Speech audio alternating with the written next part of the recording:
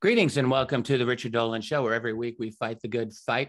I'm here with, this is a special program, I guess I could say, and this is really about a documentary that I am appearing on, as well as many other folks in the UFO research community. This is called Extraordinary: The Revelations, and it's actually the third installment, maybe we could say, in this series, and it's really quite remarkable. I'm here with the two creators of the series, John Sumple and Jack Roth. Welcome, gentlemen. Thanks for having us. Yes, welcome. Excited to be here. Pleasure. Good to see you again. You bet.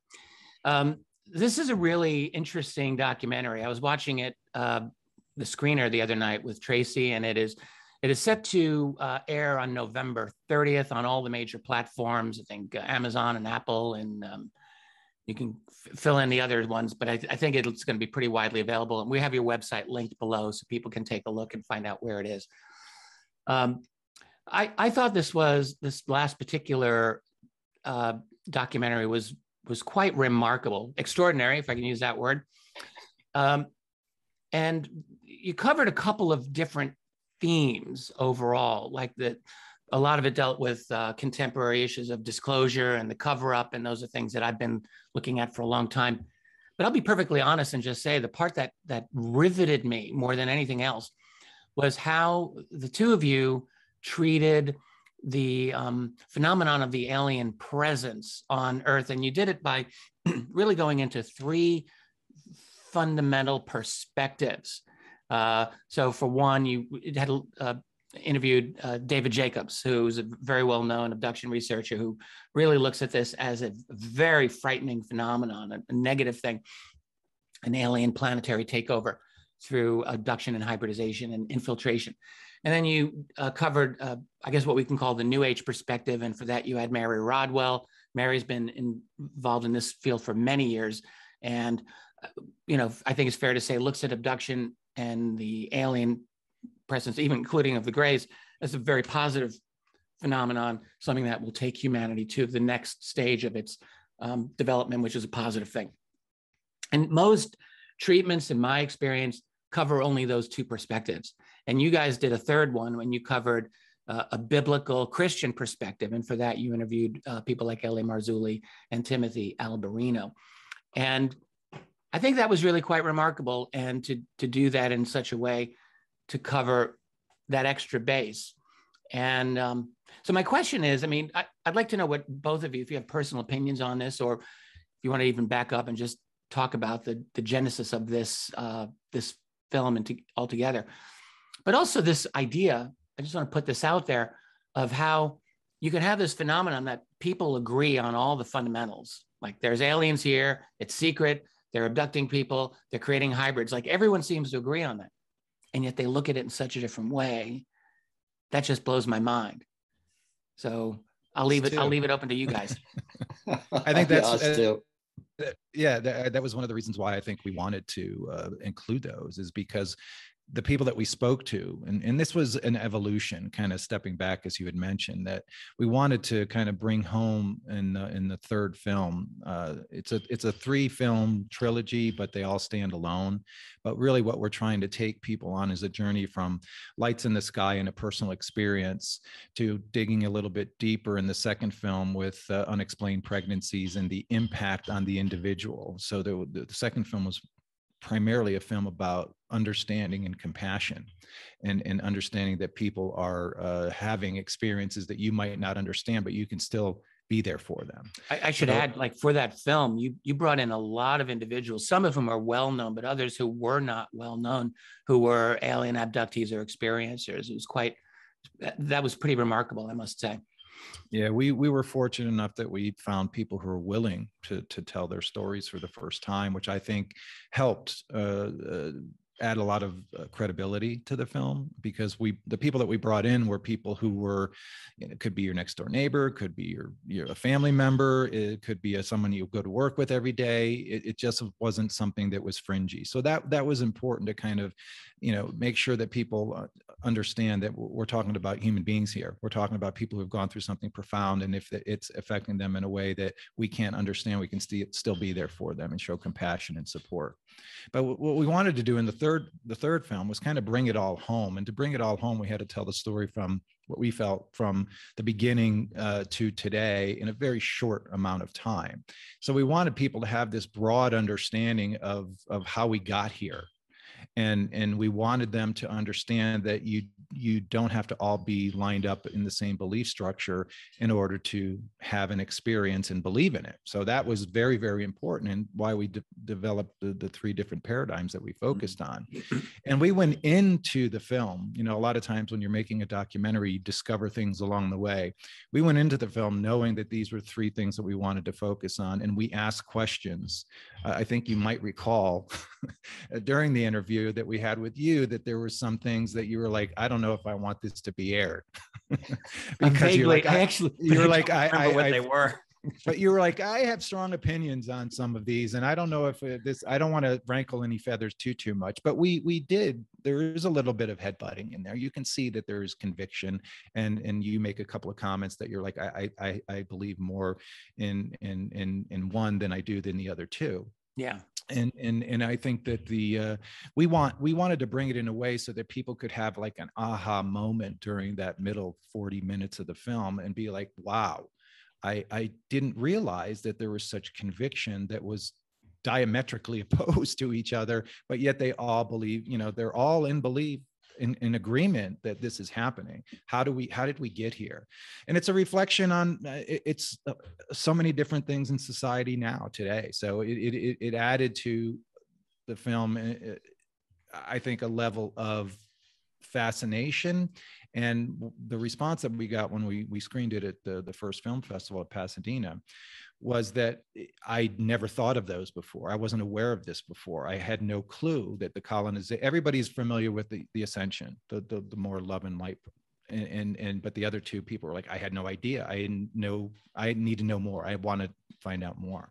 So it was intentional, and it was, I think it's really the center of the film in more ways than one. But then we go into the third act, which really I think is something that makes people, if you don't believe in the phenomena after hearing from people who've been involved in military, you start to have a different perspective. So we wanted to bring it home in the third film. Am I forgetting anything there, Jack?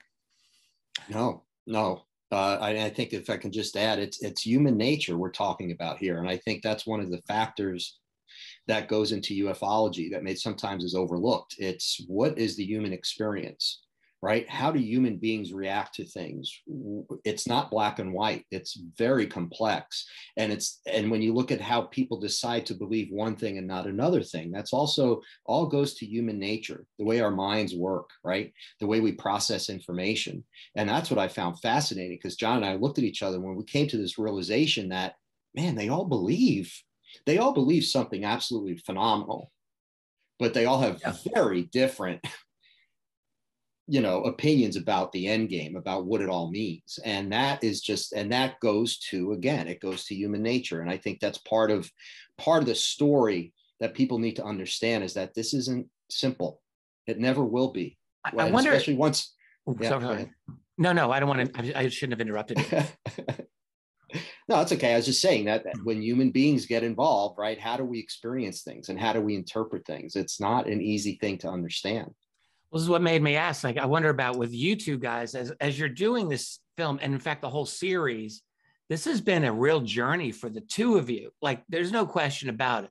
So I'm really wondering where you both were at the beginning of all of this journey and where you might be now, and particularly in your perspective on this question of these beings.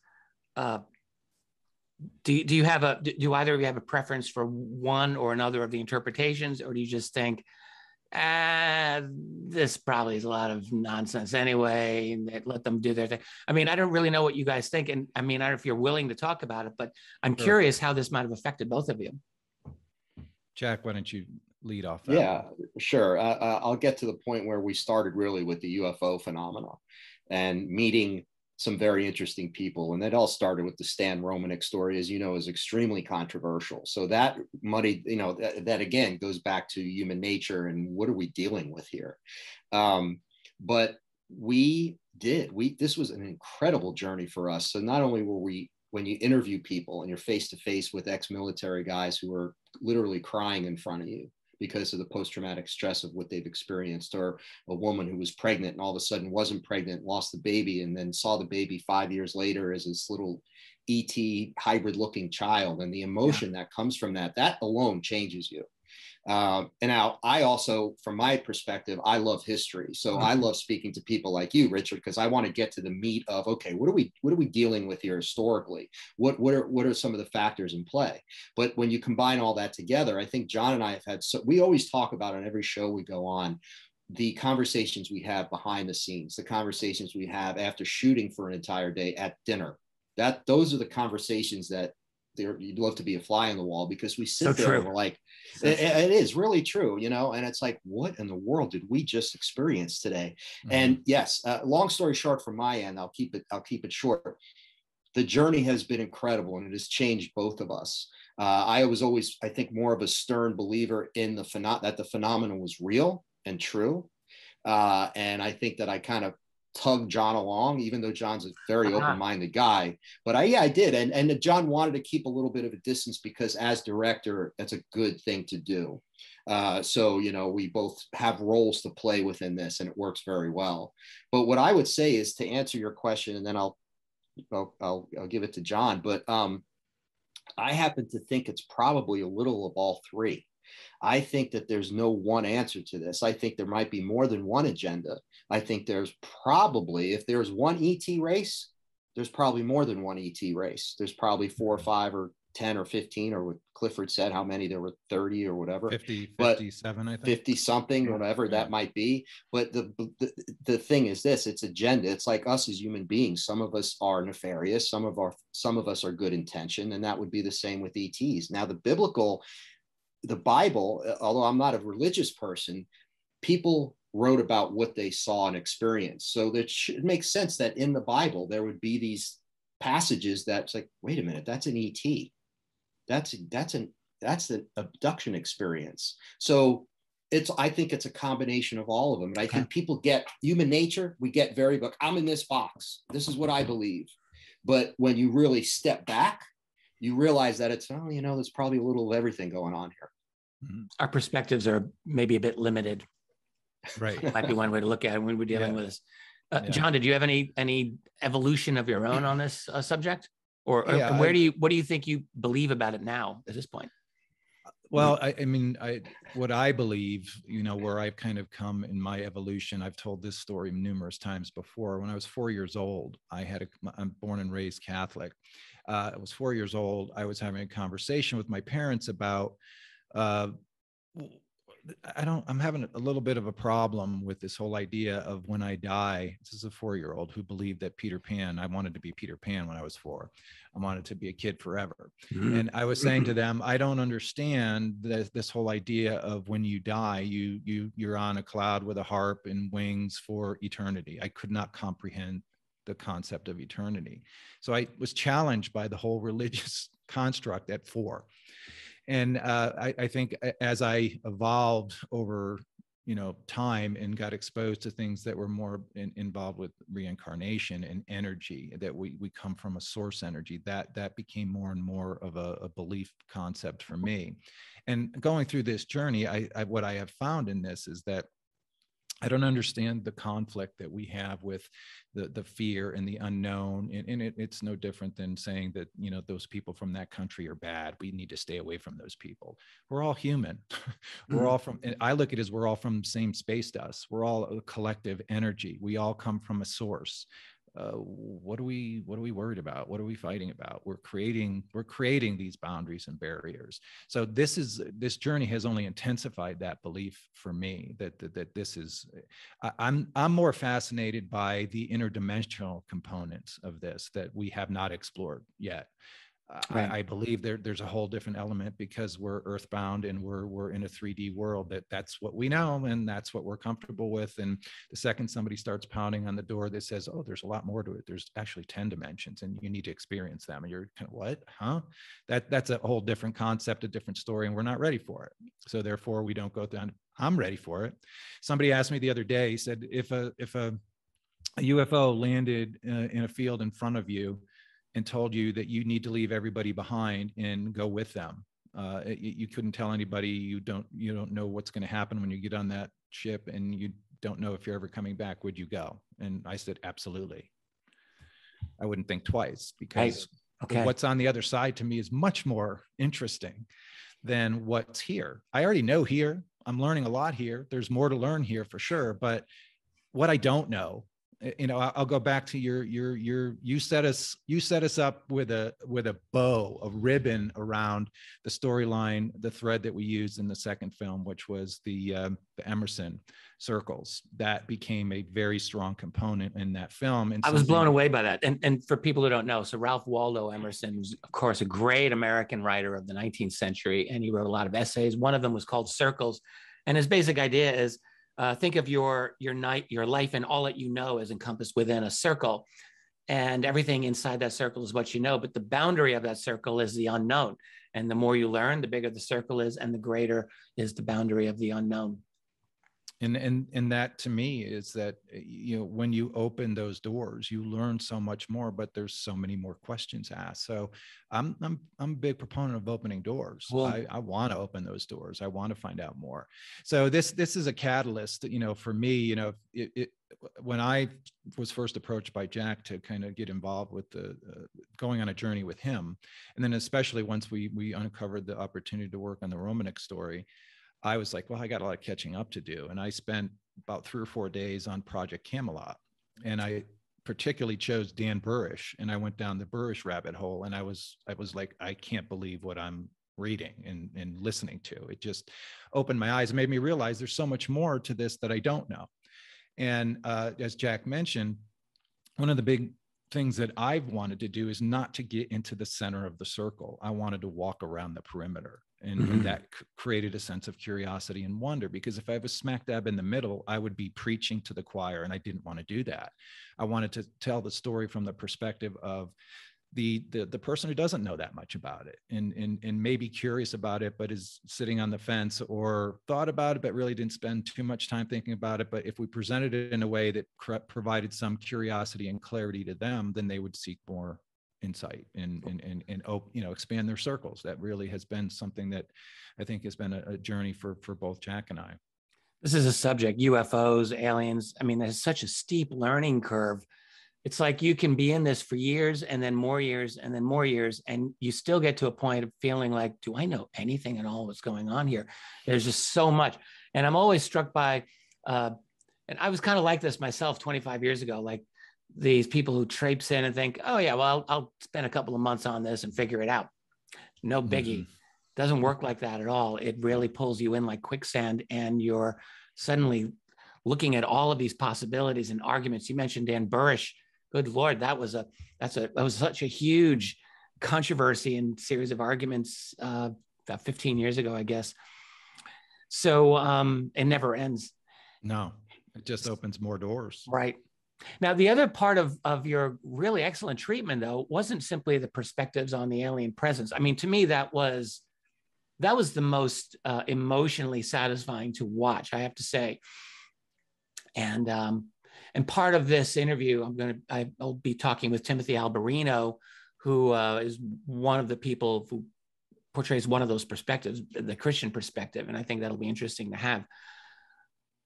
But so the perspectives are interesting, but the other really important thing I think you guys did in this was really to talk about the depths of secrecy and the aspects of the cover-up and disclosure down the road as well. You had Clifford Stone. I think you might have been one of the last people to interview Clifford Stone. It's quite possible to get him on video. Dan Sherman, who almost no one ever gets Dan Sherman on video. And I wonder, like, you know, if you had things to say about their perspectives as far as people who talked about having actual communications in one form or another with extraterrestrials, not in an abduction scenario, but in almost like a work scenario. Right. Well, you can't talk about the UFO phenomenon without talking about the cover-up, unfortunately. And we felt in order to bring it home, we had to get these guys. And we were fortunate enough to get them on camera. But when you realize that these are the people in the military who were in the military and who worked on projects that were associated with ETs, that does bring it. For me, that was the most fascinating part, because that was something tangible that I thought the viewers would be like, whoa, okay, there's this guy been in the military for 40 years and he's sitting here and what did he work on? What? You know, and I think that's a big part of it.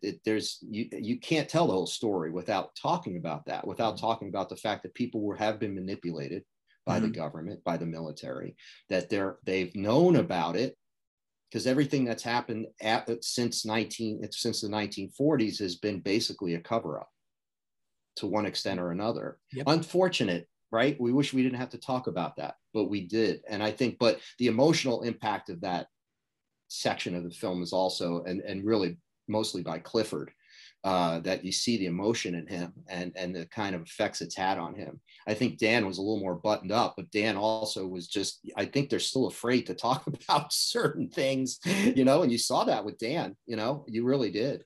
With Dan Sherman, he made the point. He said, look, what was it? He said there are the ET programs, I think he said, were nested within other top secret programs, which we've really suspected for a long time. But he said it's interesting. The problem he had is if by exposing the ET program, he was exposing the top secret classified program, and that was what was going to get him into legal trouble. And he said he walked this very fine line to talk about the one component without the other component. Right. That was how he put that. I was surprised by that. He did it very well. I think one of the things that for me that when I think about those three interviews is that, who was the third? My memory is Lynn Buchanan. Oh yes, of course, Lynn Buchanan, the remote viewer. Right. It's that they were all, for lack of a better word, entrapped by the military. And Lynn's, it was interesting, you know, when we were interviewing Lynn, because Lynn shared what he could share. And there were things that he was very, you know, he's like, there's certain things I just can't talk about and won't talk about because they are classified. But it became apparent to me when he was talking that he was being used. All three of them were being used by the government to serve their purpose. And they were all three in so many ways ensnared and trapped by the government, to a point where they were like, well, now that you're here, this is what you're going to do, because we've been preparing you for this unbeknownst to you for years. And especially with Clifford and with Dan, is that they're kind of like, so you've known about me for a long time, and I wasn't aware that this was a role that I was going to be playing. And it's kind of like, yeah, you've been groomed for this role that you're going to play. That's a heck of a point. I'll just say, you know, over the years, I have from time to time spoken with people. A lot of these folks are really totally unknown, frankly, who've said similar things to me, that they've been groomed by the military, observed since they were little kids, you know, observed, monitored, tested.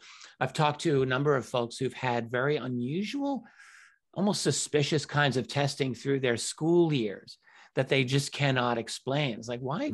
Who was that person who tested me for an entire year when I was 11 years of age for these weird, like, I never got follow-up on that. Like, you get this a lot. And then a lot of them are explicitly with military connections as well. There's absolutely something going on here. So very bizarre stuff. And it really makes me think there's something true to this.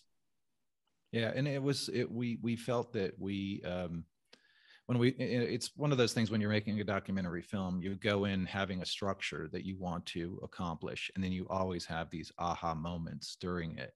And, you know, the aha moment for me in the third act was that they're being used. They're being used. They were manipulated throughout their entire life. And look at the PSTD that resulted in that. we can't get inside their heads to truly understand the impact that this has had. It is not something that we can comprehend, but we should be, empathetic. I've got about 10 minutes before my Zoom recording runs out here. I'm wondering if either of you think of an end game. And by end game, it could be anything. It could be ET or alien end game or government end game. A lot of folks think we're moving towards some kind of culmination in the near future. I don't know, maybe we are. We're certainly going through big changes in our world. Have either of you come to a conclusion about this? What do you think the abduction scenario or the alien interaction scenario is going to lead to? Is this something that we really need to be worried about, or is this something that could be really wonderful? Have either of you talked about this? Do you have opinions? Oh, we've talked about it. Oh yeah, we've talked about it a lot. Yeah, but yeah, I think moments. And again, as filmmakers, we avoid that while we're doing, within the documentary, we're just telling other people's stories and we're presenting. But yeah, absolutely. I've thought about it. We've talked about it a lot, and I know individually you just sit there and think about it, right? Especially when you watch the news today, sometimes you're like, whoa, what is happening? So I think personally, and I don't know for sure, never would say for sure that I knew, but I'm hoping it's we're going to take the next step in our evolution, in our evolutionary process. And I do feel like a lot of these ET races are watching more than anything else, because I think they realize our potential as human beings, but they also are very aware of our flaws as human beings. But I think growth, we were talking about this the other day, growth is painful, right? So, whenever you want to grow spiritually or intellectually, it's painful. There's a process. And it's been painful for us as human beings, and it's going to continue to be. We have to just keep going. And, whether or not the ETs get involved or not, this is ultimately our journey, and we have to empower ourselves to be better. We have to do better. Regardless of what the ETs may or may not be doing to us, we have to be the best we can be, and then see where that takes us.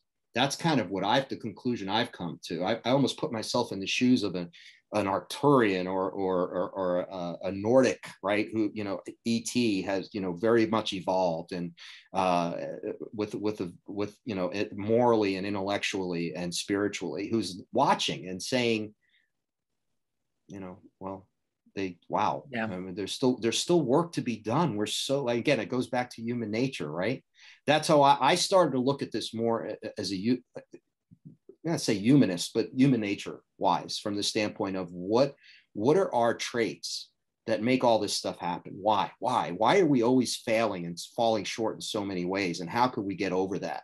And I think the ET thing has helped me understand that more and more, believe it or not. And that's kind of my take on it at this point. Interesting. Very cool. John, do you have any thoughts about that?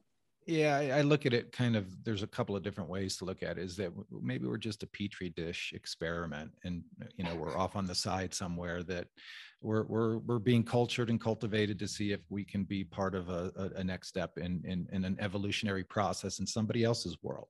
But the other thing to me is that it is that collective energy that, it doesn't take much to think that, the origin, there's always an origin story. And what is our origin story? And if we are in this ever expanding universe as vast as it is, to think that we're just the only thing that has this experience is beyond comprehension to me.